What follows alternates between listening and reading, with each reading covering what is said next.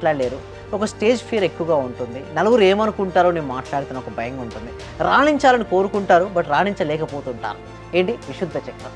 Next ఆజ్ఞా చక్రం. సరే నిర్ణయాలు సరిగ్గా తీసుకోలేరు మేడం. అంటే జీవితంలో ఏ నిర్ణయం తీసుకుంటే నేను సక్సెస్ అవుతానో ఆ నిర్ణయం అనేది సరిగ్గా వారు తీసుకోలేరు.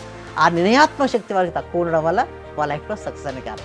లైక్ స్టాక్ మార్కెట్ ట్రేడింగ్ కావచ్చు, లేదా బిజినెస్లో గ్రోత్ కావచ్చు, విద్యార్థులైతే చదువు కావచ్చు, జాబ్ తెచ్చుకున్న కొత్త స్కిల్స్ అప్డేషన్ కావచ్చు, ప్రతిది కూడా లింక్ టు ఆజ్ఞా చక్రం. ఈ 7 చక్రాలు మన ఆధీనంలో ఉంటే మనం అనుకున్నది మనం సాధించగలమా, చేయగలమా? ఆధీనంలో ఉంచేటట్టు మీరు చేయగలరా? ఎస్, అవునంటే మా వాళ్ళకి ఎవరికైతే రిజల్ట్స్ రావాలని కోరుకుంటారో మేము ప్రాపర్ ట్రైనింగ్ ఇస్తుంటాం మేడం.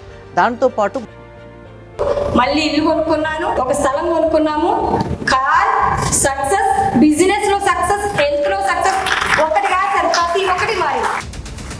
30 నుంచి 40 లక్షల రూపాయల దాకా మేము చేసామండి. రీసెంట్గా 32 లక్షల రూపాయల ఫ్లాట్ కొనుక్కున్నాను. 3.5 కోట్లు అచీవ్ చేశాను.